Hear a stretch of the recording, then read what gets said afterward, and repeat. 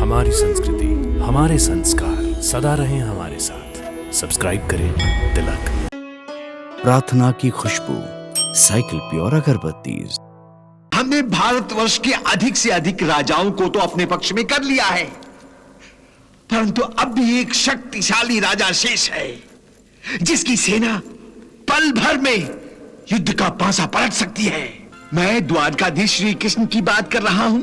यदि उनसे अपनी रिश्तेदारी का अधिकार जताकर तुम सहायता मांगोगे तो वो इनकार नहीं करेंगे। भ्राता श्री सम्राट युधिष्ठिर चाहते हैं कि तुम पांडवों के पक्ष में होकर उन्हें बल और गौरव प्रदान करो।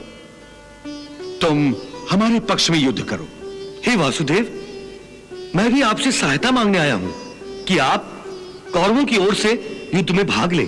तुम दोनों मेरे अपने हो, मेरे संबंधी। मैं किसका मित्र बनूं, किसका शत्रु, इसलिए मैंने निर्णय लिया है कि इस युद्ध में मैं शस्त्र नहीं उठाऊंगा।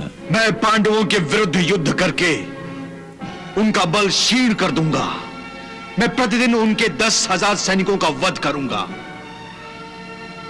और उनके वीरों, महावीरों, रथियों और महारथियों का वध करके उन्हें शक्तिहीन बना दूंगा, परंतु मैं पांडवों का वध नहीं करूंगा। यदि पांडवों के पास अस्त्रों शस्त्रों का भंडार है तो मैं भी कहां कंगाल हूं। नहीं मधुसूदन, मुझे युद्ध की चिंता नहीं। युद्ध तो अब मेरी अभिलाषा बन गया है। अपने सीने में दबी इस चिंगारी को मैं 13 वर्षों से इतने हौले हौले फूंक रही हूं कि न तो ये बुझ सके और न ही भड़क सके। मगर आज कौरवों की भरी सभा में तुम्हारे साथ जो कुछ हुआ है, उसके बाद अपने सीने में वनवास काटने वाली इस चिंगारी के स्वतंत्र होकर भड़कने का समय आ गया है। आज इस बात का पता चल गया है कि सारे के सारे कौरव दृष्टिहीन हैं, सभी अंधे हैं। यदि मेरी पुत्र वधू ने उन सबको अंधा कहकर अपमानित करने की चेष्टा की थी तो ठीक ही किया था। नहीं बुआ, यद्यपि तुम्हारा कहना सत्य भी है तो उचित नहीं है। उचित नहीं है? मधुसूदन, मेरी पुत्र वधू ने वस्त्र हरण के समय जो पीड़ा भोगी थी और मेरे पुत्रों ने वनवास में जो पीड़ा भोगी है, वो पीड़ा और इन सब के साथ इन 13 वर्षों में मैंने जो पीड़ा भोगी है, वो पीड़ा इस पीड़ा के आगे तो कुछ भी नहीं है जो आज तुमने भोगी है। फिर भी तुम ये कहते हो मधुसूदन कि मेरा कौरवों को कोसना उचित नहीं है? बुआ, तुम मेरी किस पीड़ा की बात कर रही हो? मधुसूदन, तुम सब कुछ जानते हो, सब कुछ समझते हो।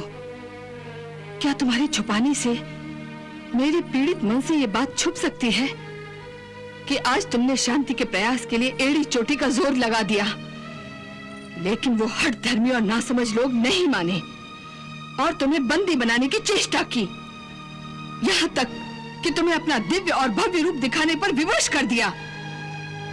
बताओ, क्या उस समय तुम्हारा मन पीड़ित नहीं हुआ था? भगवान को यह साबित करना पड़ा कि वो भगवान है, सर्वशक्तिमान है। उस समय तुमने जो पीड़ा भोगी, उसके सामने हम सबकी सामूहिक पीड़ाएं कुछ भी नहीं है, क्योंकि हम सब तो केवल मनुष्य मात्र हैं। बुआ, मेरी पीड़ा को छोड़ो और ये बताओ कि यहां से लौटकर तुम्हारी ओर से पांडवों को क्या संदेश दूं? कहो कि क्षत्राणियां यदि जीती हैं तो केवल इसलिए कि अपने वीर पुत्रों को युद्ध भूमि में यशस्वी होते देखें। 13 वर्षों तक मैं अपने पुत्रों के मुखमंडल का दर्शन नहीं कर सकी, मगर अब जब वो मेरे सामने आए तो अपने शत्रुओं के रक्त से विजय तिलक लगाकर ही मेरे सामने आए, वरना नहीं।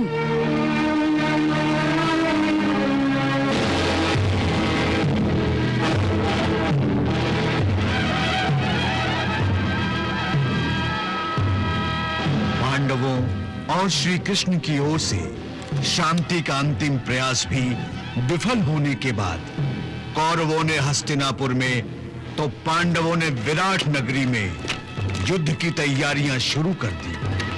उत्तर दक्षिण पूर्व पश्चिम हर क्षेत्र के राजा को इस महायुद्ध में अपनी ओर से लड़ने के लिए न्योते भेजे गए और बड़े बड़े राजे महाराजे सम्राट युधिष्ठिर और कौरवों की सेना में उपस्थित होकर अपनी अपनी सेनाएं उनके नेतृत्व में देने लगे और दूसरी तरफ पांडवों की सेवा में भी बड़े बड़े राजे महाराजे सम्राट युधिष्ठिर को अपनी अपनी सेनाएं उनके नेतृत्व में देने लगे। शक्तिशाली महाबलशाली महाराज कनौज शस्त्रों से सुसज्जित अपनी 2 लाख सेना के साथ कौरवों की सेना में सम्मिलित हो रहे हैं।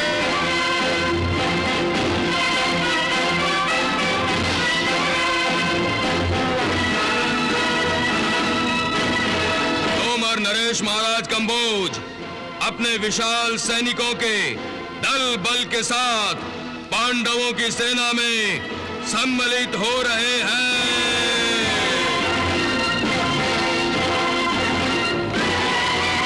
वाह, कौरवों के पक्ष में बड़े बड़े राजे महाराजे हैं मामाश्री।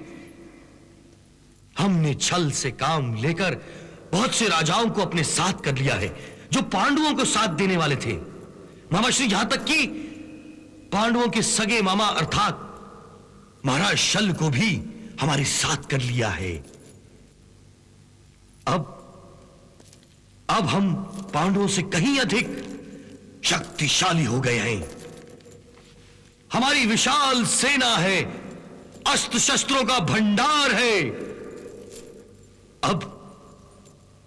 अब हमारी विजय निश्चित है। नहीं भांजे नहीं, अभी हमारी विजय निश्चित नहीं है। क्यों मामाश्री, क्यों? अब भी आप हमारी विजय पर संदेह क्यों रखते हैं?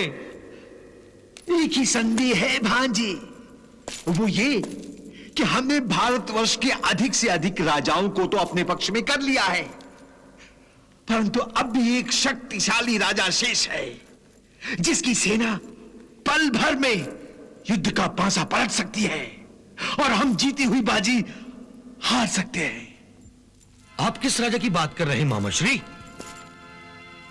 मैं द्वारकाधीश श्री कृष्ण की बात कर रहा हूं, जो उस अर्जुन का प्रिय मित्र भी है। भांजे, इससे पहले कि अर्जुन वहां पहुंचे, तुम्हें द्वारकाधीश से सहायता अवश्य मांग लेनी चाहिए। हां, परंतु मामाश्री, वो किसी भी परिस्थिति में पांडवों का ही साथ देंगे ना। यदि उन्हें धर्म संकट में डाल दो तो वो तुम्हारी भी सहायता करेंगे। मामाश्री, मैंने उनका अपमान करके उन्हें बंदी बनाने का आदेश दिया था, तो फिर मैं किस मुंह से उनसे सहायता मांगूंगा? अरे भांजे, उसके लिए तो तुम उनसे क्षमा भी मांग चुके हो।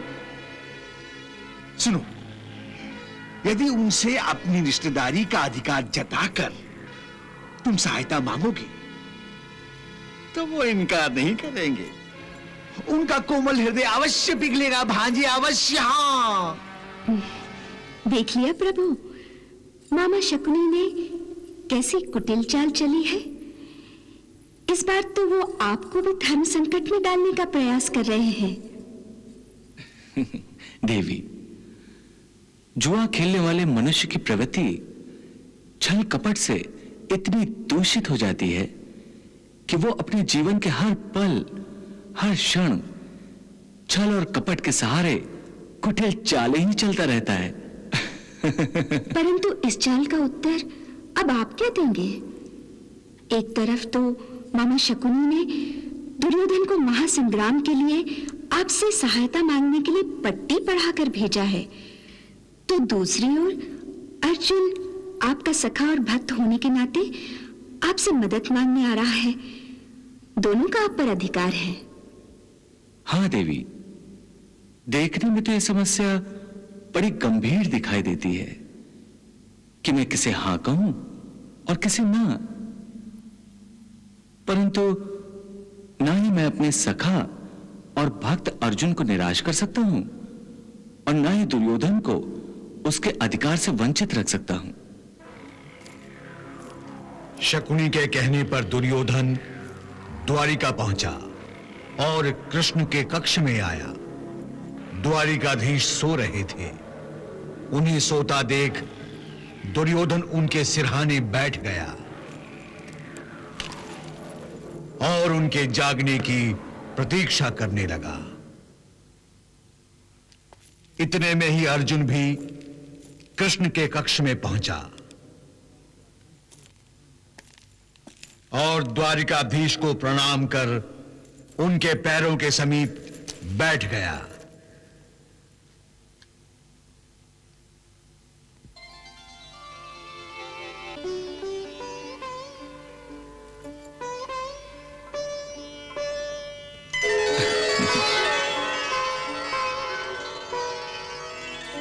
अरे अर्जुन, तुम? प्रणाम द्वारिकाधीश। अर्जुन से पहले मैं आया हूं कृष्ण। अरे दुर्योधन, तुम भी यहां? द्वारिका में तुम्हारा स्वागत है। कहो अर्जुन, क्या बात है? कैसे आना हुआ? हे केशव, मैं तुम्हारे श्री चरणों में एक विनती लेकर आया हूं। यदि तुम उसे स्वीकार करोगे तो मैं धन्य हो जाऊंगा। कहो मित्र, मेरे योग्य क्या सेवा है? सेवा नहीं केशव, विनती। भ्राता श्री सम्राट युधिष्ठिर चाहते हैं कि तुम पांडवों के पक्ष में होकर उन्हें बल और गौरव प्रदान करो। तुम हमारे पक्ष में युद्ध करो। हे वासुदेव, मैं भी आपसे सहायता मांगने आया हूं कि आप कौरवों की ओर से युद्ध में भाग ले। आखिर मेरा भी आप पर कोई अधिकार है। हे अर्जुन, हे दुर्योधन, तुम दोनों मेरे अपने हो, मेरे संबंधी। मैं किसका मित्र बनूं, किसका शत्रु, इसलिए मैंने निर्णय लिया है कि इस युद्ध में मैं शस्त्र नहीं उठाऊंगा।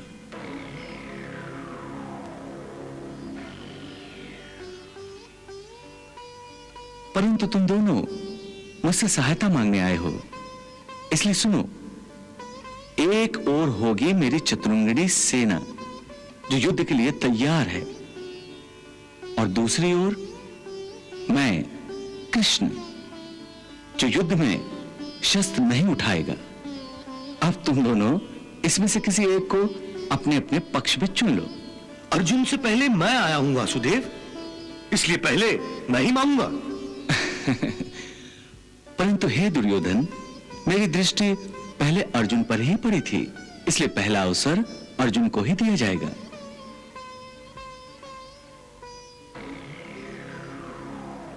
हे केशव, मैं केवल तुम्हें ही अपने पक्ष में मांगने आया था। मैं चाहता हूं कि इस युद्ध में तुम मेरे सारथी बनो।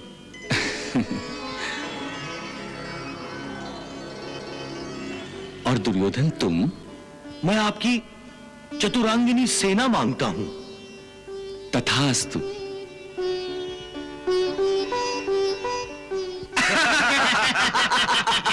अच्छा हुआ भांजी जो हमें यादवों की चतुरंगिनी सेना मिल गई। होने दो कृष्ण को पांडवों के पक्ष में, बजाने दो पांडवों के साथ मिलकर मुरली। हाँ मित्र दुर्योधन, अब तो हमारे पास सेना का विशाल सागर है।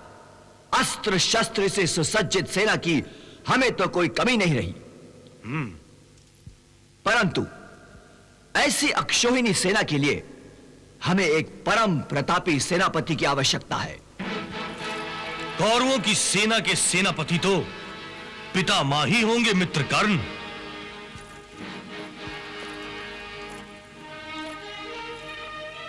मैं अवश्य कौरवों का सेनापति बनूंगा वत्स, अवश्य सेनापति बनूंगा। मेरे होते हस्तिनापुर की ओर कोई शत्रु वाक उठाकर भी देखे, यह संभव है वत्स, यह संभव है। मैंने हस्तिनापुर और हस्तिनापुर के राज सिंहासन पर बैठने वाले राजा की आजीवन सुरक्षा की सौगंध उठाई है। परंतु वत्स, इस युद्ध में मेरी भी एक शर्त होगी। शर्त? कौन सी शर्त पितामह? वत्स, मैं इस कुरुवंश का सबसे ज्येष्ठ व्यक्ति हूं। मेरी ही गोद में बैठकर और मेरी ही बाहों में झूला झूलकर तुमने और पांडवों ने अपने बचपन से जवानी तक की यात्रा तय की है। मेरी इन बूढ़ी आंखों ने कुरुकुल को परवान चढ़ते देखा है। मुझे तुमसे जितना चाव है, पांडवों से भी उतना ही लगाव है। मैं तुम्हारे निजी स्वार्थों के कारण पांडवों का वध नहीं करूंगा। पांडवों का वध नहीं करेंगे तो फिर क्या करेंगे? मैं पांडवों के विरुद्ध युद्ध करके उनका बल क्षीण कर दूंगा। मैं प्रतिदिन उनके 10,000 सैनिकों का वध करूंगा और उनके वीरों, महावीरों, रथियों और महारथियों का वध करके उन्हें शक्तिहीन बना दूंगा। परंतु मैं पांडवों का वध नहीं करूंगा।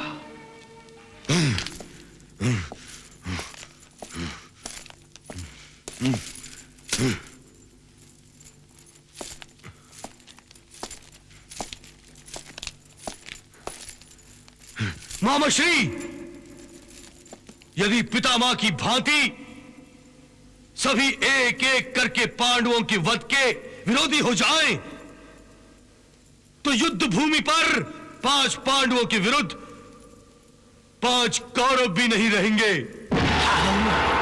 इस तरह तो मैं अकेला हो जाऊंगा मामाश्री, अकेला हो जाऊंगा। नहीं मित्र दुर्योधन, अभी मित्रता के नाम पर जान देने वाला महावीर कर्ण जीवित है। मेरे होते हुए तुम अकेले नहीं हो सकते हो। तुम्हारे अपने तुम्हें धोखा दे सकते हैं, परंतु मैं नहीं। हाँ भांजे, अंगराज कर्ण ठीक कह रहे हैं। पितामह के पांडवों का वध न करने की शर्त ने तो मेरे विश्वास के दुर्ग को रेत की दीवार की भांति ढहा दिया था। भांजी, अब हमें पितामह पर पूर्णतः विश्वास नहीं करना चाहिए। हाँ, यदि पितामह पर विश्वास ना करूं तो फिर कौन है जिसे मैं कौरवों का सेनापति बना सकूं, जो पांडवों के अस्त्र और शस्त्रों की आंधी के सामने पहाड़ बनकर खड़ा हो सके? मामाश्री, कौन है वो? क्या अपने मित्र के फौलादी सीने को भूल गए हो, जिससे बड़े बड़े पहाड़ टकराकर टुकड़े टुकड़े हो जाते हैं? यदि पांडवों के पास अस्त्रों शस्त्रों का भंडार है, तो मैं भी कहां कंगाल हूं। मेरे पास भी तो अस्त्र शस्त्रों का भंडार है। क्या तुम्हें अपने मित्र में एक कुशल सेनापति बनने की योग्यता दिखाई नहीं देती? देती है अंगराज कर्ण, सारी योग्यताएं दिखाई देती हैं, परंतु एक अयोग्यता ऐसी है जो तुम्हें दिखाई नहीं देती, और वो तुम्हारी सारी योग्यताओं को खा जाती है। हाँ, अयोग्यता? मामाश्री, आखिर आप कहना क्या चाहते हैं? वही जो तुमने सुना तो सदैव, परंतु माना आज तक नहीं कि तुम एक सूत पुत्र हो। सूत पुत्र? मैं सूत पुत्र नहीं हूं मामाश्री। क्या उस सूत पुत्र ने कभी वीर पांडवों पर विजय प्राप्त की है? नहीं ना? तो फिर तुम क्यों उसकी वीरता के गुण गाते रहते हो? दुर्योधन, मैंने देखा कि तुम्हारा मित्र कर्ण तुम्हें बहकाता रहता है और तुम सदा उसके बहकावे में आ जाते हो, परंतु तुम्हें अपने पितामह पर अधिक विश्वास होना चाहिए। दुर्योधन, यदि तुम्हें मेरी वीरता, मेरी निष्ठा पर तनिक भी संदेह है, तो तुम निसंकोच अपने मित्र कर्ण को सेनापति बना सकते हो। मुझे कोई आपत्ति नहीं है, परंतु मैं गंगा पुत्र भीष्म उस सूत पुत्र के नेतृत्व में कदापि युद्ध नहीं करूंगा, कदापि युद्ध नहीं करूंगा। ये ये मेरा अंतिम निर्णय है।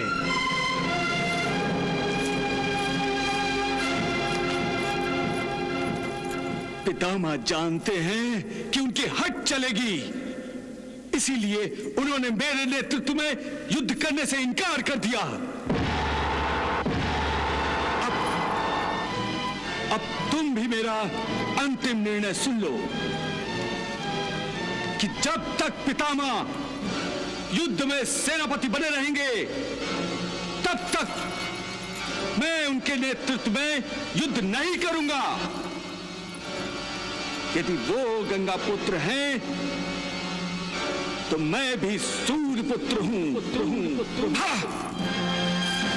अंगराज